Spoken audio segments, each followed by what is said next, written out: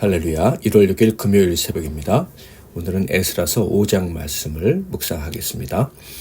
구약성경 에스라서 5장 1절 2절을 봉독해 드리겠습니다. 선지자들 곧 선지자 학개와 이도의 손자 스가랴가 이스라엘의 하나님의 이름으로 유다와 예루살렘에 거주하는 유다 사람들에게 예언하였더니 이에 스알디엘의 아들 스룹바벨과 요사닥의 아들 예수아가 일어나 예루살렘에 있던 하나님의 성전을 다시 건축하기 시작하며 하나님의 선지자들이 함께 있어 그들을 돕더니. 오늘은 용감하게 시작하라, 용감하게 시작하라 라는 제목으로 하나님 말씀을 상고하겠습니다. 믿는 사람들과 믿지 않는 사람들의 가장 분명한 차이점은 무엇입니까? 바로 소속의 차이입니다. 믿는 자들은 하나님의 나라, 곧 영적 세계에 속해 있고 믿지 않는 자들은 보이는 세상에 속해 있을 뿐입니다. 그래서 사도 바울은 이렇게 말했죠. 로마서 8장 9절. 만일 너희 속에 하나님의 영이 거하시면 너희가 육신에 있지 아니하고 영에 있나니 누구든지 그리스도의 영이 없으면 그리스도의 사람이 아니라. 믿는 자들은 영에 속해 있고 믿지 않는 자들은 육신에 머물 뿐입니다. 그렇다면 영에 속한 것과 육에 속한 것은 어떤 차이가 있을까요? 당연히 극명한 차이가 있습니다. 예수님의 말씀과 사도 바울의 말씀을 들어보겠습니다. 먼저 예수님의 말씀입니다. 요한복음 6장 63절. 살리는 것은 영이니 육은 무익하니라. 내가 너희에게 이른 말은 영이요 생명이라. 사도 바울은 로마서 8장 6절에서 이렇게 말합니다. 육신의 생각은 사망이요 영의 생각은 생명과 평안이니라. 그러므로 믿는 자들은 자신이 영적인 사람이므로 영적으로 민감하게 살아야 한다는 것을 명확하게 인지해야 합니다. 내가 어디에 속해 있는가가 생명과 죽음을 결정하는 것이라는 것을 안다면 절대로 이 사실을 간과한 채 살아갈 수가 없는 거예요.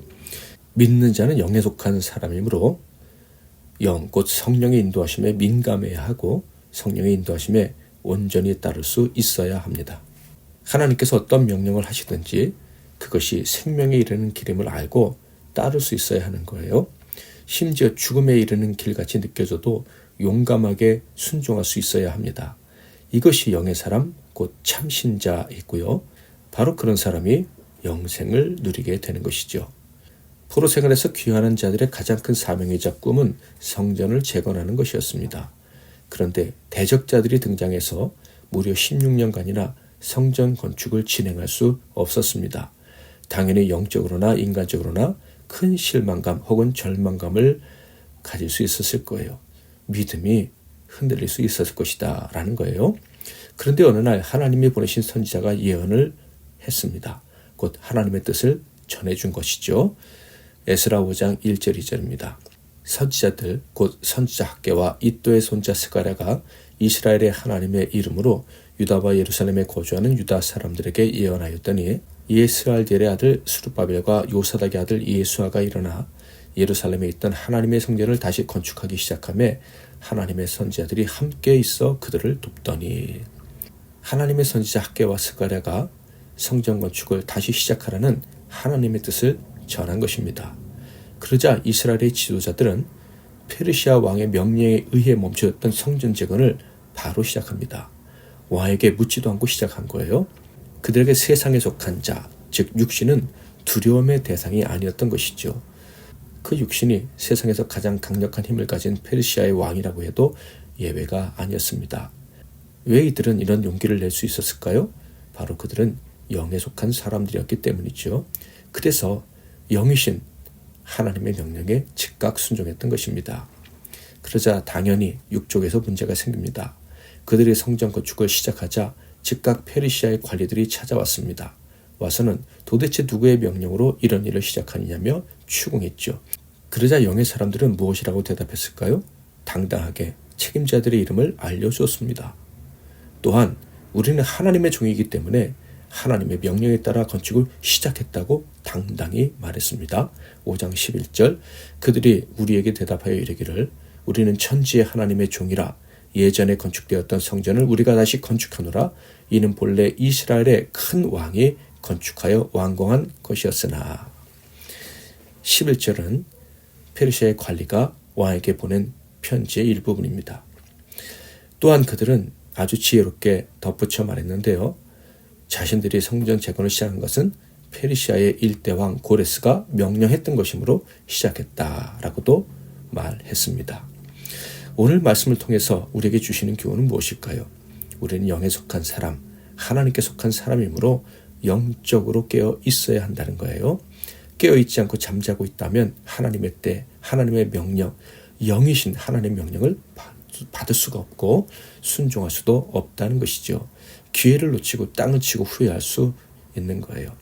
그러므로 우리는 깨어 있어야 하고요. 깨어 있는 우리에게 하나님이 말씀하신다면 그때는 우리의 형편이나 세상 그 어떤 것에도 흔들리지 말고 용감하게 순종해야 한다는 것입니다. 여러분이 정말 구원받은 하나님의 사람이라면 영으로 살고 싶으실 거예요. 그렇다면 깨어 있어야 됩니다.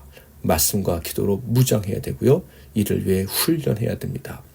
영적으로 민감하고 둔감해지지 않도록 하나님의 은혜를 구하고 또 구해야 합니다. 그리고 하나님께서 일을 시작하실 때 뒤돌아보지 말고 용감하게 그 영광의 자리로 나아갈 수 있어야 할 것입니다.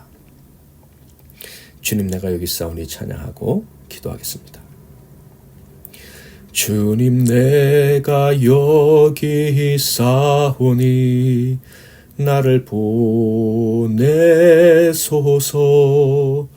나의 마음 나의 몸 주께 드리오니 주 받으옵소서.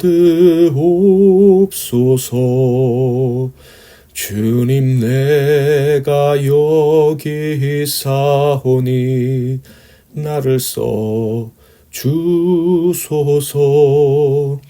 가진 건 모두 다 주께 드리오니 주 받으옵소서. 할렐루야 할렐루야 할렐루야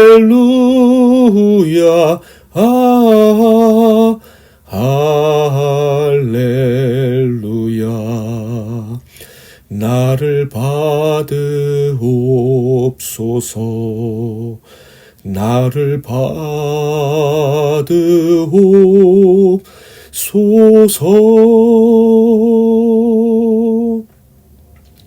기도하겠습니다. 제가 먼저 잠깐 기도하고 여러분 또 각자 이어서 기도하시고 하루를 시작하십시오. 하나님 아버지, 오늘도 하나님 아버지와 함께 새 날을 시작하게 하시니 감사합니다.